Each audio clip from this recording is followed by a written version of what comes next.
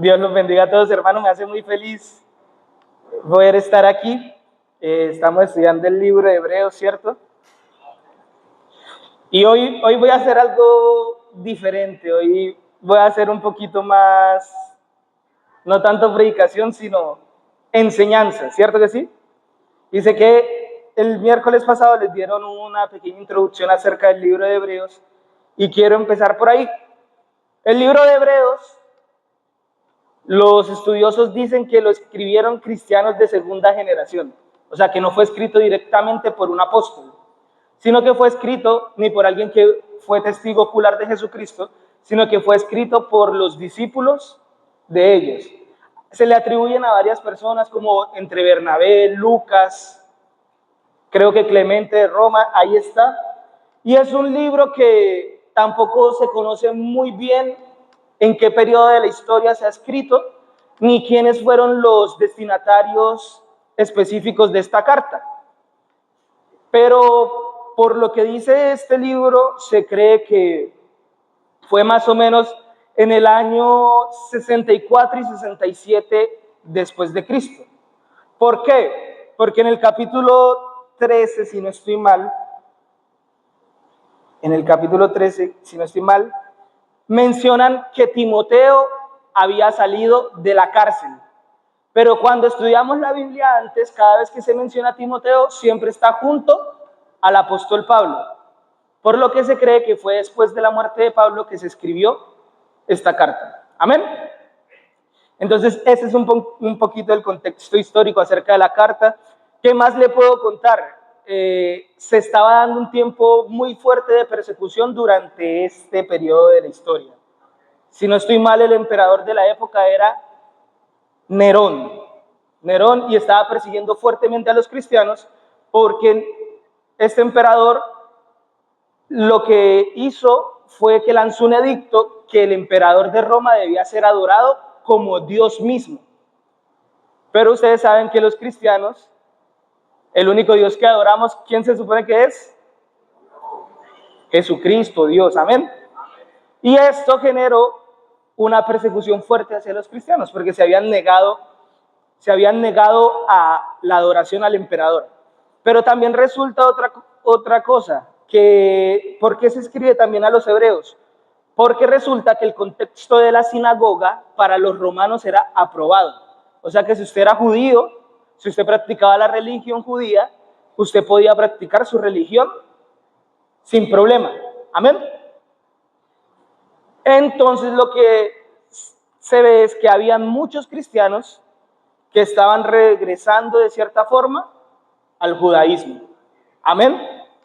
Estaban volviendo un poco atrás y entonces el escritor de Hebreos por eso escribe estas cosas para darles ánimo, para mostrarles la suficiencia de Cristo, cómo Jesús es Dios, cómo su sacrificio fue suficiente para salvarlo y que no volvieran a su antigua creencia. Amén. Gloria a Dios. Entonces, ¿qué más les puedo decir? Creo que ese es un contexto muy breve acerca de la carta. Traté de resumirlo lo más que pude. Así que quiero que me acompañen a leer el capítulo 1 y el capítulo 2 del libro de Hebreos. Cuando vemos también el libro de Hebreos, vemos cosas bien interesantes como en los primeros capítulos el escritor de Hebreos muestra a Jesús como Dios, muestra a Jesús también como como el Hijo de Dios, como Dios mismo, como creador, también como el sumo sacerdote al final del capítulo 2 para presentar sacrificios por nosotros, y luego empieza a mostrar cómo el pueblo de Israel es ejemplo de no permanecer en la fe. Amén. Y luego les enseña acerca otra vez del orden de Cristo como sumo sacerdote, haciendo la comparación con Melquisedec, muestra todo a través de la ley para que ellos entiendan y luego muestra cómo es vivir la fe para ellos mismos con los mismos ejemplos de sus patriarcas y sus profetas. Y termina enseñándoles cómo es vivir como un cristiano genuino. Amén, dándole unas recomendaciones de cómo vivir un buen cristianismo. Gloria a Dios. Entonces vamos a leer la palabra. Leemos la palabra en el nombre del Padre, del Hijo y del Espíritu Santo. Yo sé que usted lo puede hacer con más fuerza. En el nombre del Padre, del Hijo y del Espíritu Santo. Gloria a Dios. Dice la palabra de Dios así. Dios, habiendo hablado muchas veces y de muchas maneras en otro tiempo a los padres por los profetas, en estos postreros días nos ha hablado por el Hijo, a quien constituyó heredero de todo, y por quien asimismo hizo el universo, el cual, siendo el esplendor de su gloria y la imagen misma de su sustancia, y quien sustenta todas las cosas con la palabra de su poder, habiendo efectuado la purificación de nuestros pecados por medio de sí mismo, se sentó a la diestra de la majestad en las alturas. Hecho tanto superior a los ángeles, cuanto heredó más excelente nombre que ellos. Porque ¿a cuál de los ángeles dijo Dios jamás, mi hijo eres tú, yo te he engendrado hoy? Y otra vez, yo seré a él padre y él me será mi hijo, a mi hijo. Otra vez, cuando introduce al primogénito en el mundo, dice, adórenle todos los ángeles de Dios. Ciertamente de los ángeles dice, el que hace a sus ángeles espíritus y a sus ministros llama de fuego. Mas del Hijo dice, tu trono, oh Dios, por el siglo del siglo. Cetro de equidad es el cetro de tu reino. Has amado la justicia y aborrecido la maldad, por lo cual te ungió Dios, el Dios suyo, con óleo de alegría más que a tus compañeros. Tú, oh Señor, en el principio fundaste la tierra, y los cielos son la obra de tus manos. Y ellos perecerán, mas tú permaneces, y todos ellos envejecerán como una vestidura, y como un vestido los envolverás y serán mudados. Pero tú eres el mismo, y tus años no acabarán. Pues, ¿a cuál de los ángeles dijo Dios jamás, siéntate a mi diestra hasta que ponga a tus enemigos por estrado de tus pies? ¿No son todos espíritus ministradores enviados para servicio a favor de los que serán herederos de la salvación?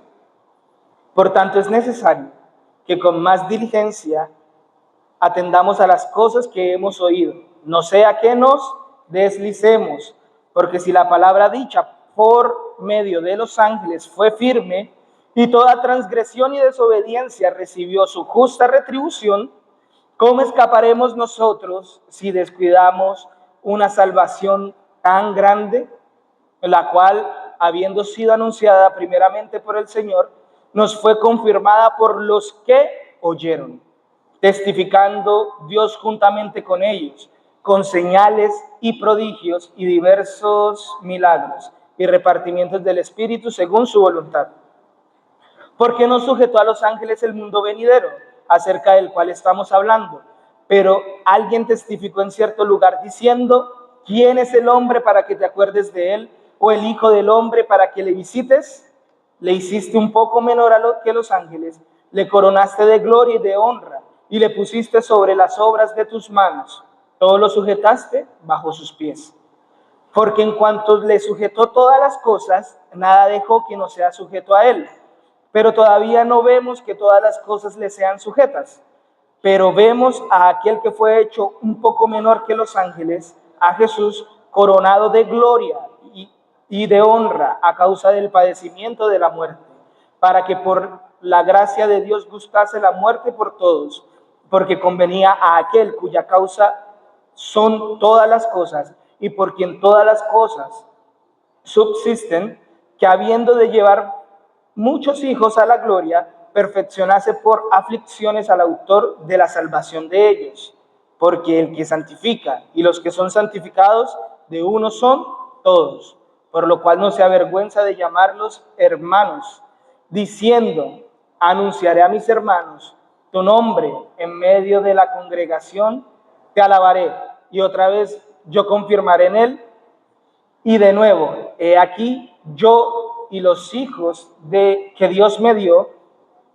Así que, por cuanto los hijos participaron de carne y sangre, él también participó de lo mismo, para destruir por medio de la muerte el que tenía el imperio de la muerte, esto es, al diablo, y librar a todos los que por el temor de la muerte estaban durante toda la vida sujetos a servidumbre.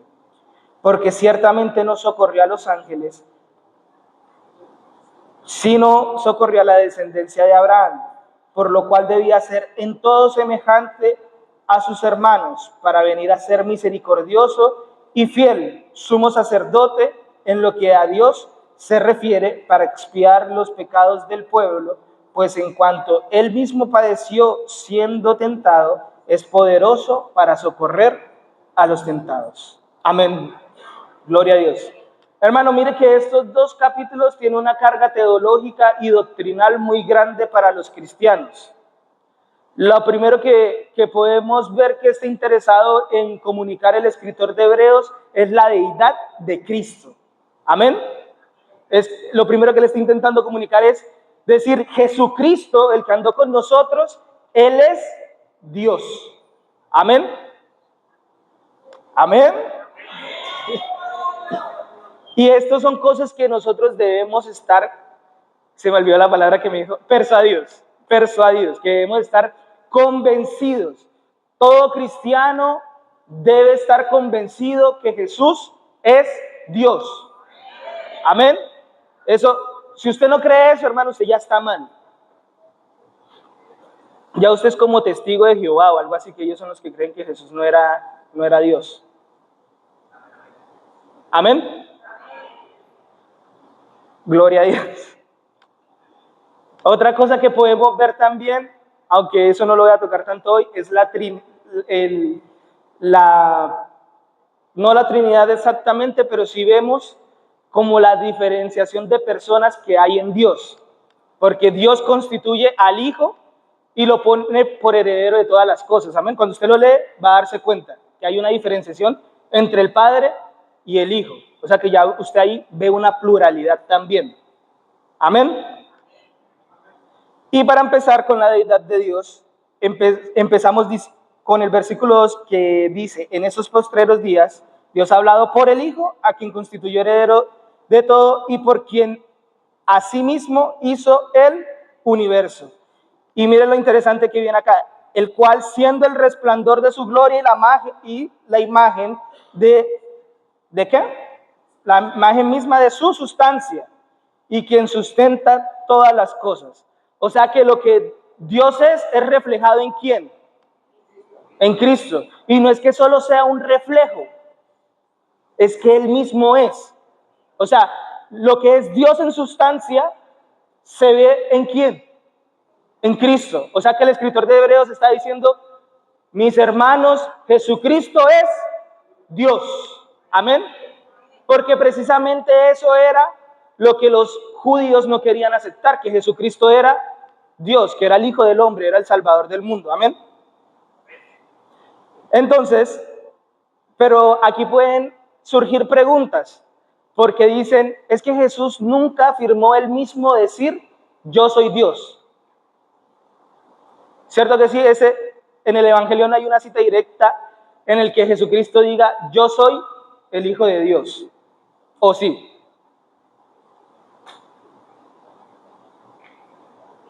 No hay. Pero Jesucristo sí afirmó ser el Hijo de Dios. Y les va a mostrar. Acompáñenme a Juan capítulo 5, versículo 18.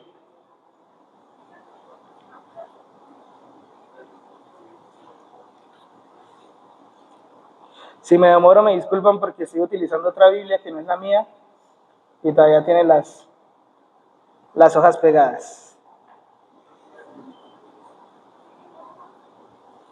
Bueno, vamos a leer desde el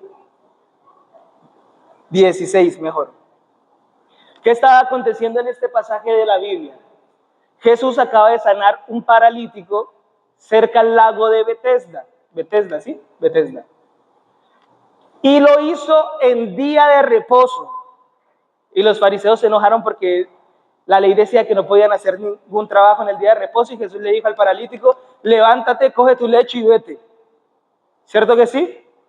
Y entonces los judíos querían matarlo por violar el día de reposo. Pero mire lo que dice el versículo 16. Y por esta causa, los judíos perseguían a Jesús y procuraban matarle.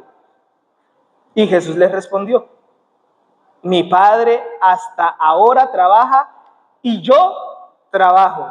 Por esto los judíos aún más procuraban matarle, porque no solo quebrantaba el día de reposo, sino que decía que Dios era su propio Padre, haciéndose como igual a Dios. O sea que Cristo estaba afirmando que Él era Dios. Sí. O sea, la rabia no solo era que Él había quebrantado supuestamente el día de reposo, sino que Él también está diciendo, como mi Padre trabaja, yo trabajo también hasta ahora. Y entonces ellos están, es que se cree Dios ahora. Amén. Eso es lo primero, hermano. Y es muy importante la deidad de Cristo, porque después vamos a ver ciertas cosas. Pero me regreso otra vez a Hebreos. Regresemos a Hebreos. Hebreos, amén. Y también dice que por Él fueron hechas todas las cosas que subsisten. Ahora acompáñeme a Colosenses.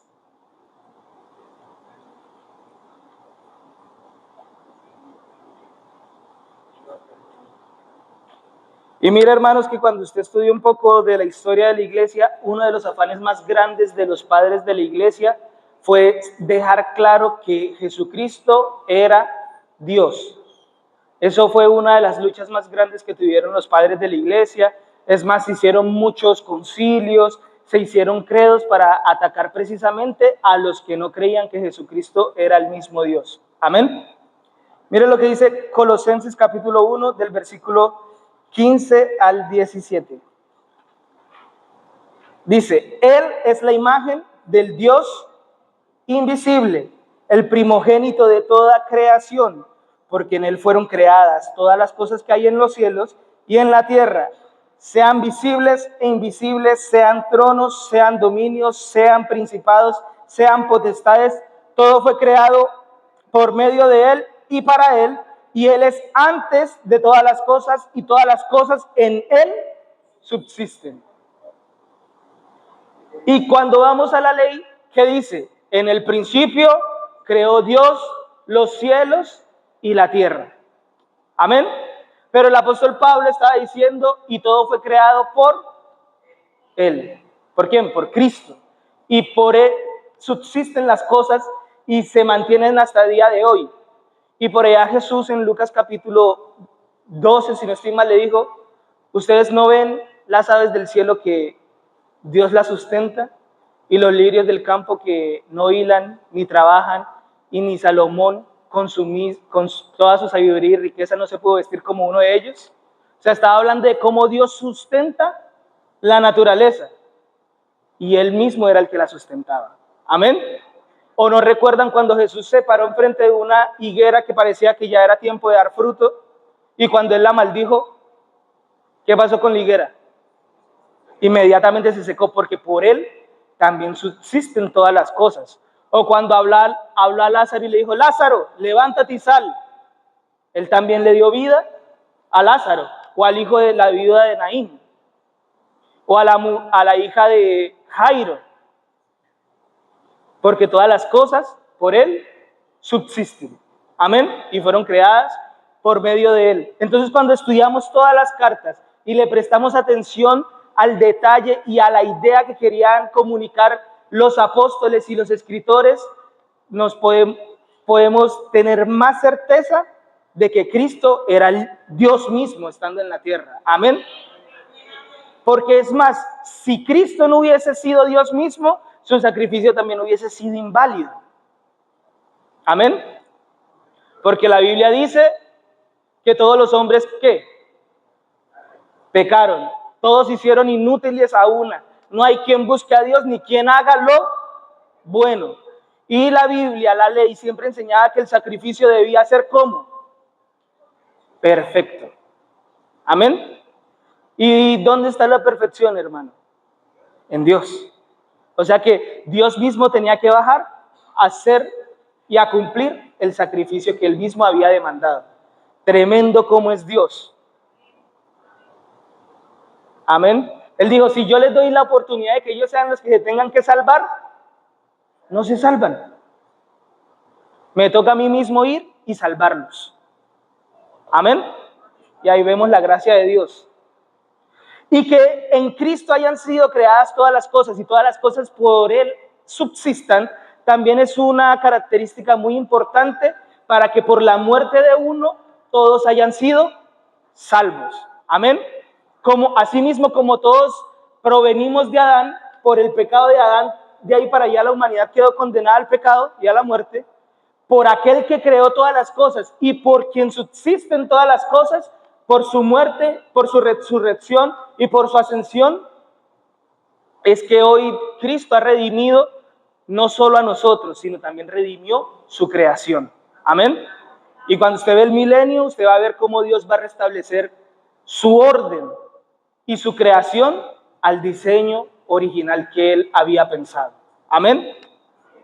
Es más, hermano, no es casualidad que Dios haya derramado su sangre también en la tierra, que haya sido esparcida también por la tierra, porque la tierra también fue maldita a causa del pecado del hombre. Y cada vez que se hacía sacrificio para la expiación, la sangre tenía que ser rociada. Amén. Gloria a Dios. Continuemos, mi hermano. Otro punto, bueno, aquí voy a tocar algo también muy importante que puede ser mal interpretado y es mal interpretado por muchos, espérese, me pierde, que está aquí. En el versículo 4 dice, hecho tanto superior a los ángeles, cuanto heredó más excelente nombre que ellos. Esto lo pueden tomar como que Jesucristo fue creado, y por cuanto fue creado, no es Dios. Amén. Pero ahí el escritor de Hebreos no es lo que quiere transmitir que Jesucristo fue creado, sino que quiere resaltar el sacrificio que hizo, y por ese sacrificio, por haberse humillado, como dice Filipenses, Dios también lo enalteció y hizo que todas las cosas se sometieran a Él. Amén. Por eso le dio un nombre superior a los ángeles también, tanto superior porque Él vino en carne, en semejanza de hombre. Y eso también es muy importante, que Cristo haya venido en carne. Amén. Si Cristo no vino en carne, eso es una derrota para todos nosotros. ¿Sabe por qué, hermano? Porque si Cristo no vino en carne, no pudo morir, empezando por ahí. Y si no hay muerte de Cristo, ¿qué no hay? No hay resurrección. Y si no hay resurrección, ¿qué dice el apóstol Pablo? Que vana es nuestra fe, ¿cierto que sí? Y mire que esto, que Cristo, que el Dios del cielo se haya encarnado, es algo que todos los creyentes que están registrados en la Biblia se esforzaron por dejar claro. Es más, creo que casi todo el Antiguo Testamento deja claro que Cristo vino en carne. Amén. Los evangelios siempre mencionan ¿qué? ¿Cómo empiezan los evangelios? Pues con genealogía y con el nacimiento ¿de quién? De Cristo. Y si Cristo, como dicen algunas religiones, hubiese venido solo en espíritu, no hubiesen necesitado nacer. ¿Cierto que sí? Porque ¿qué espíritu necesita nacer? Ninguno, porque los espíritus los creó Dios y existen. No necesita formarse 9 meses en el vientre de una mujer. ¿Qué es lo que se forma 9 meses en el vientre de una mujer? El cuerpo. Amén. Y por eso Juan, en la primera carta de Juan, en el capítulo 1, en el versículo 1, dice algo muy, muy, muy importante.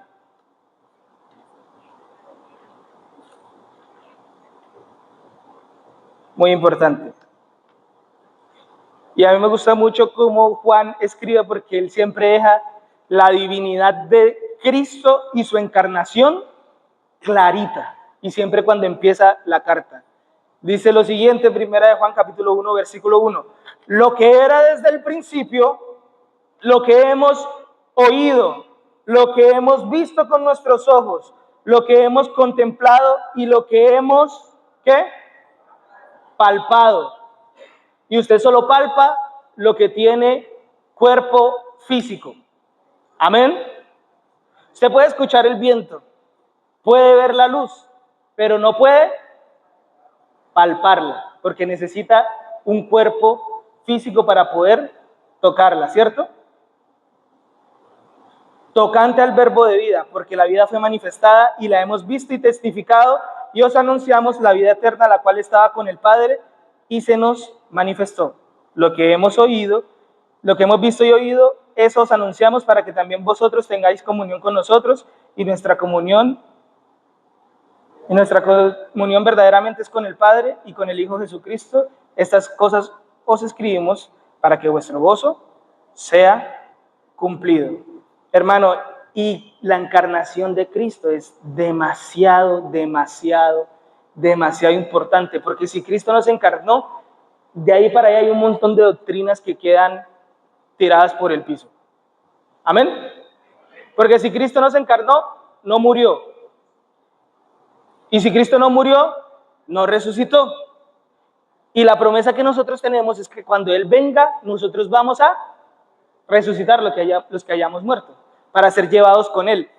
Y también es importante porque los que no murieron, su cuerpo corruptible se va a transformar en el cuerpo incorruptible que recibió Cristo después de que resucitó. O sea, ¿qué cuerpo van a recibir los que no murieron también? Prácticamente que la segunda venida de Jesucristo quedaría por el piso. Sin contar que si no hay muerte y resurrección, no hay salvación. Amén. Es más, todos los sacrificios, y más adelante lo va a decir el libro de Hebreos, todo sacrificio necesita derramamiento de sangre. Y si Cristo solo fuese espíritu, ¿de dónde iba a salir su sangre?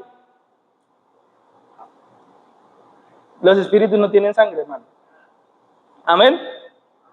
Y es más, si no hay muerte ni resurrección, el bautismo tampoco sirve para nada. Porque precisamente eso es lo que representa el bautizo. Que somos sepultados juntamente con Cristo y juntamente con Él resucitamos, y ya no servimos a nuestro cuerpo, a nuestras pasiones, sino que ahora presentamos nuestros cuerpos como instrumentos de justicia. Fue lo que estudiamos con Romanos. Amén. Y es muy importante, hermano. Quiero leerle un par de versículos más. ¿Sabe por qué también es tan importante que Cristo haya venido en carne? Porque si Cristo no vino en carne, Dios es mentiroso. Amén. Si Cristo no vino en carne, Dios es mentiroso. Mire lo que dice Isaías capítulo 7, versículo 14.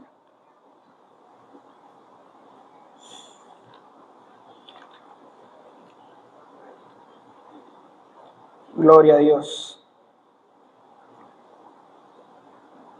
Dice: por tanto el Señor mismo os dará señal. He aquí que una virgen concebirá y dará a luz un hijo y llamará su nombre Emmanuel. Comerá mantequilla y miel hasta que sepa desechar lo malo y escoger lo bueno. Porque antes de que el niño sepa desechar lo malo y escoger lo bueno, la tierra de dos reyes que tú temes será abandonada. Amén.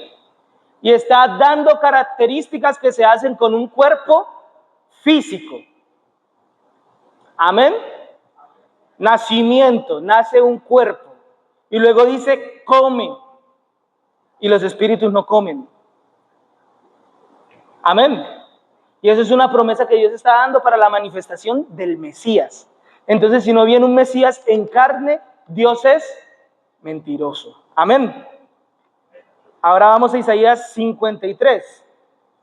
Aunque vamos a leer un poquito desde el 52. Y mire lo peligroso que sería que Cristo no hubiese venido en carne. Vamos a leer desde el versículo 13 del capítulo 52. Gloria a Dios. Dice así: he aquí que mi siervo será prosperado, será engrandecido y exaltado y será puesto muy en alto.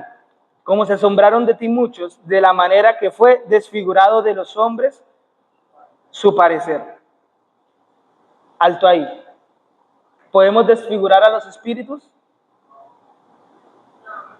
Pero ¿qué sí dice acerca de Cristo? Que su rostro, ¿qué fue? Desfigurado. Amén. Gloria a Dios. ¿Cómo se asombrarán de ti muchos, de tal manera que fue desfigurado de los hombres a su parecer, y su hermosura más que la de los hijos de los hombres? Así se asombrará a él a muchas naciones. Los reyes cerrarán ante él la boca, porque verán lo que nunca les fue contado y entenderán lo que jamás les fue oído. Dice el 53. ¿Quién ha creído a nuestro anuncio y sobre quién se ha manifestado el brazo de Jehová? Subirá cual renuevo delante de él y como raíz de tierra seca. No hay parecer en él ni hermosura. ¿Describiendo qué? Un cuerpo. Le veremos más atractivo para que le deseemos. Despreciado y desechado entre los hombres, varón de dolores, experimentado en quebranto. Y como que escondimos de él el rostro. Fue menospreciado y no le estimamos. Ciertamente llevó él nuestras enfermedades y sufrió nuestros dolores. ¿Qué espíritu sufre dolores? Ninguno. ¿Qué es lo que tiene la capacidad de experimentar el dolor? El cuerpo. Amén. Nuestros dolores. Y lo tuvimos, ¿por qué? Por azotado. ¿Qué se puede azotar, hermano? El cuerpo otra vez. Por herido de Dios y abatido. Mas el herido fue por nuestras rebeliones y molido por nuestros pecados. ¿Qué le pasó al cuerpo de él? Lo hirieron y lo molieron por causa de qué? De llevar nuestros pecados. O sea que si Cristo no vino en cuerpo, no hay perdón de pecados. Si Dios nos encarnó, no hay perdón de pecados. Amén. El castigo de nuestra paz fue sobre él y por sus llagas fuimos nosotros curados. Amén. Vamos a dejarlo hasta ahí para no leer el capítulo completo, lo leerá completo usted en su casa. Pero ahí deja muy claro que se requirió de un cuerpo físico al cual sacrificar, el cual recibiera el maltrato, para que haya paz entre nosotros y Dios, para que la muerte perdiera el poder que tenía sobre nosotros. Amén. Entonces, hermano, usted no puede por nada del mundo creer que Cristo no vino en carne. Porque si usted deja de creer eso, ya el evangelio no tiene sentido para nada. Amén. Porque, ¿qué dice la Biblia del Espíritu? Que el Espíritu regresa a Dios. O sea que el Espíritu es algo inmortal que hay en nosotros. Amén. Y por eso Eclesiastés dice que Dios ha puesto inmortalidad en los hombres sin que, aunque ellos no lo saben. Gloria a Dios. Entonces, estas dos cosas es muy importante entenderlas que quiere comunicar el escritor de Hebreos. ¿Cuál es la primera? ¿Cuál es la primera? A ver si se acuerdan. La deidad de Cristo. La deidad de Cristo es lo primero. Si usted no cree que Cristo es Dios, hermanos, está en graves problemas. ¿Y qué es lo segundo que quiere comunicar el escritor de Hebreos? La encarnación de Dios, de esa misma deidad, de la deidad. La encarnación de Dios. Porque si Dios no se encarnó, ¿qué pasa? Dios es mentiroso primero. Dios sería un mentiroso si Dios no se encarnó. Y si Dios no se encarnó, no hubo sacrificio para perdón de pecados. Y si Dios no se encarnó, no hubo resurrección. Y si no hay resurrección, la fe de nosotros es vana. Lo dice el apóstol Pablo en 1 Corintios capítulo 15. Si quiere póngamelo ahí así rapidito, 1 Corintios capítulo 15, versículo 12.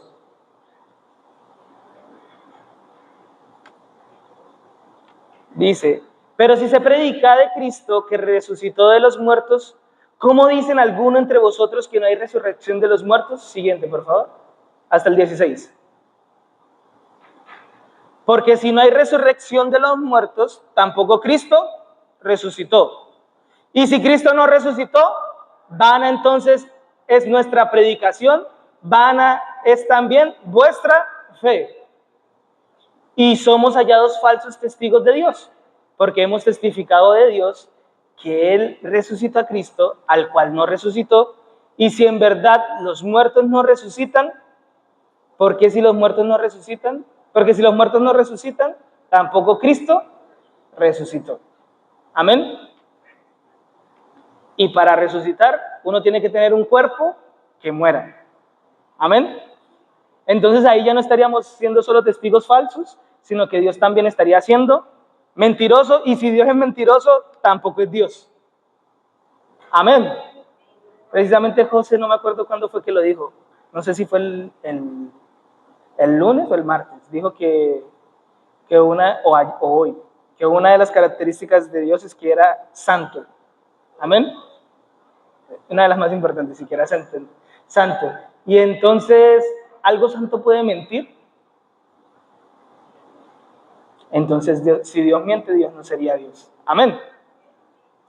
Gloria a Dios. Mire que otra cosa que hablan estos dos capítulos de Hebreos, otra doctrina importante es acerca de los ángeles, hermano.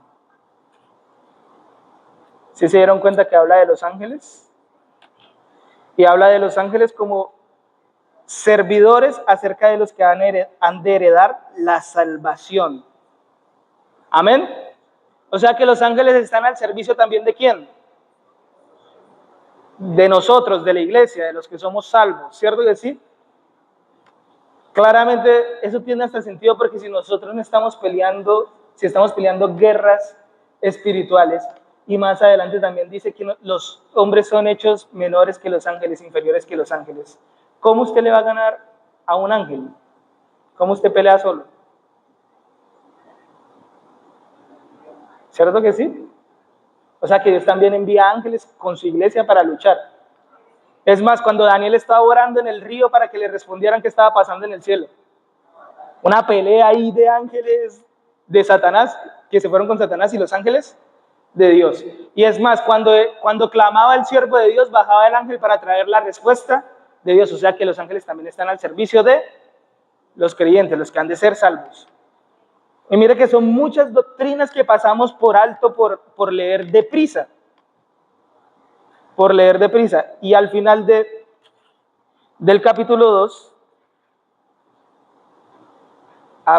bueno, sí. Al final del capítulo 2 también muestra a Jesús como sacerdote de nosotros. Amén. Y para que Jesús pueda ser nuestro sacerdote, que se presente entendiendo y comprendiendo nuestra situación humana, el escritor de Hebreos claramente dice que Él vino en semejanza de hombre. Amén. Por eso la encarnación es muy importante. Porque ¿a quién escogió Dios en el libro de Levítico para que fuera sacerdote y presentara sacrificios por el pueblo? A un hombre, ¿cierto que sí? Porque el hombre, ¿qué tenía que hacer? Entender la condición del pueblo e ir delante de Dios, interceder por sus pecados. Por eso también era necesario que Cristo viniera en carne. Sin contar que el pecado no podía ser condenado en espíritu solamente. El pecado tenía que ser condenado en carne. Y cuando leemos Romanos capítulo 8, ahí está clarito. Amén. Es que más, vamos a leerlo. Romanos 8, versículo, creo que es el 3.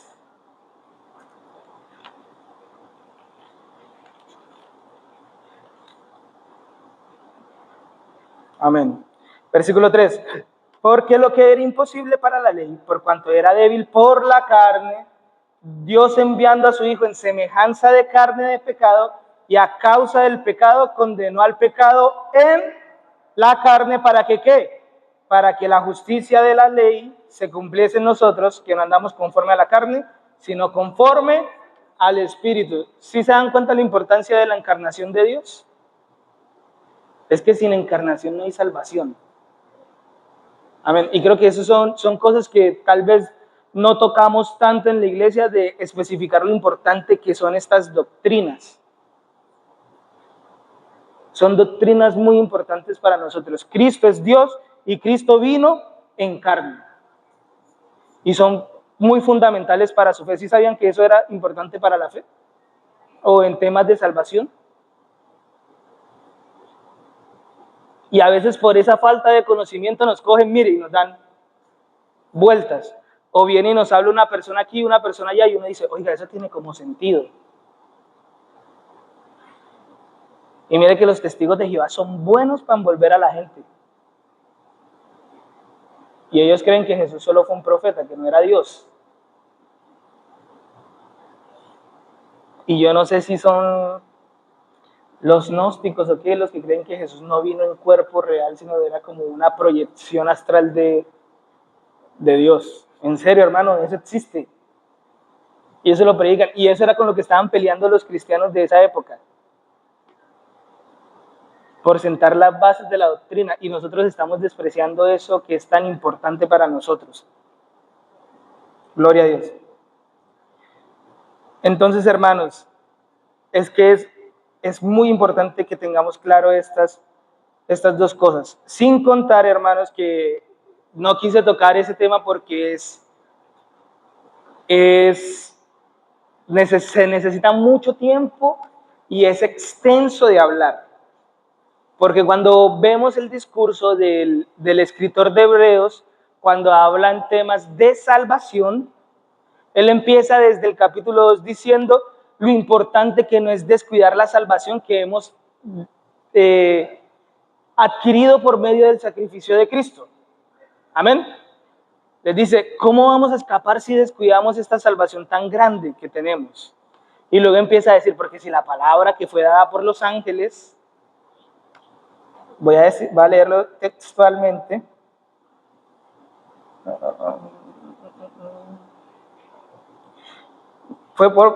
fue firme y toda transgresión y desobediencia recibió su justa retribución, que era lo que decía la ley de Moisés: del que pecare, morirá irremisiblemente. Entonces él está diciendo, si la palabra que fue dada por medio de los ángeles fue firme y toda transgresión y desobediencia recibió su justa retribución, que era la muerte, ¿cómo escaparemos nosotros si descuidamos una salvación tan grande, la cual, habiendo sido anunciada primeramente por quién? Por el Señor, por Cristo mismo, nos fue confirmada por los que la oyeron? ¿Quiénes fueron?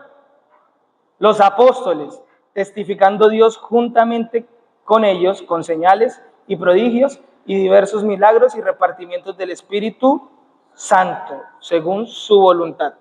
Amén.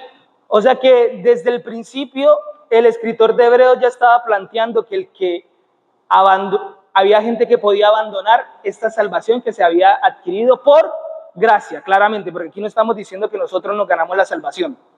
Solo que cuando usted va leyendo más adelante, usted sí se da cuenta que el escritor de Hebreos dice, ustedes fueron justificados, pero aunque ustedes fueron justificados, ustedes mismos han querido abandonar esa condición de justos delante de Dios, pecando voluntariamente. ¿Sí me estoy dando a entender?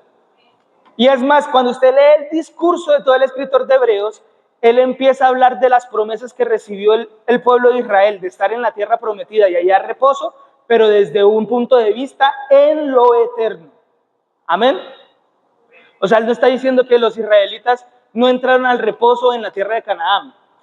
Él está hablando de lo eterno, porque cuando habla de la promesa que recibió Abraham, dice que ellos estaban esperando una ciudad cuyo arquitecto y constructor es Dios, y no una ciudad en la tierra, sino una ciudad que está en los cielos.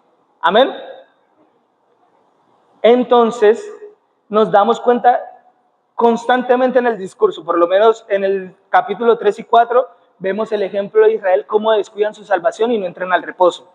Luego vamos al capítulo 6 y habla acerca de los cristianos, 5 y 6, que habla acerca de los cristianos que, debiendo ser maduros, tienen por poco lo que Dios ha hecho en ellos y hacen como la persona que tenía un talento y lo esconde. Y dice que es como la tierra que recibe la lluvia y en vez de dar hierba, da espinos y arbrojos.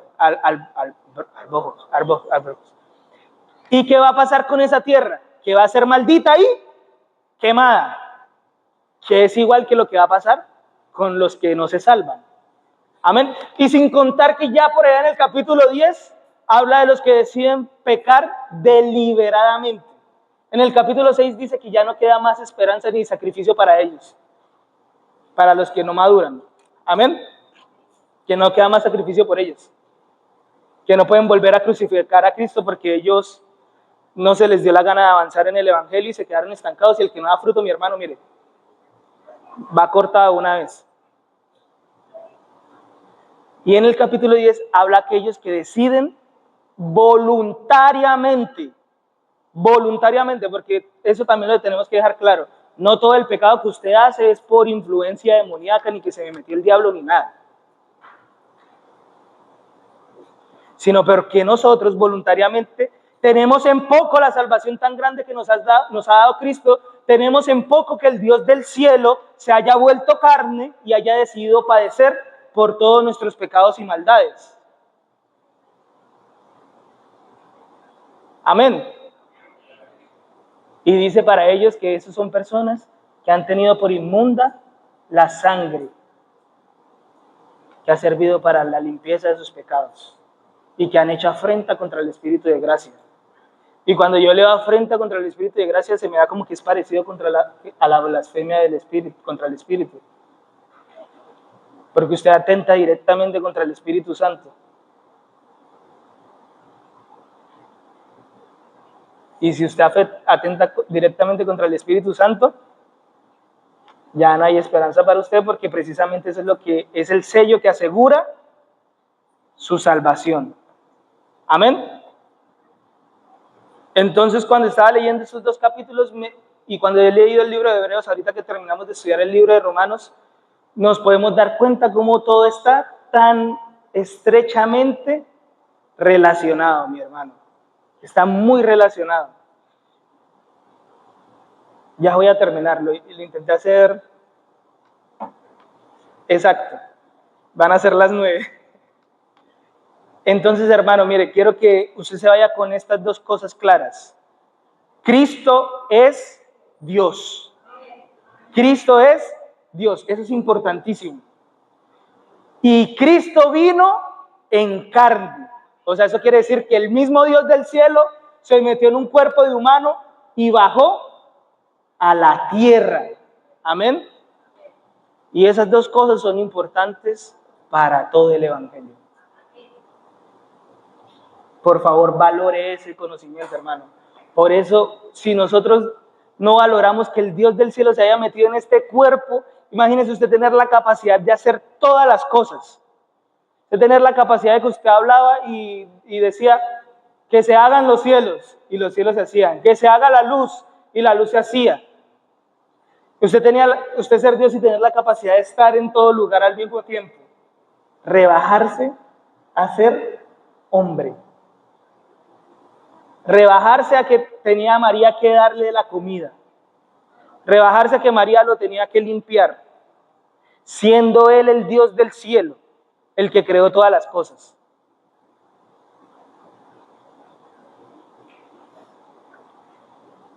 Tener que sufrir hambre cuando Él alimenta todas las cosas y las sustenta. Si no entendemos eso, jamás vamos a poder vivir de forma digna al sacrificio de Cristo. Y empezaremos a despreciar nuestra salvación tan grande que nos ha sido anunciada. Amén.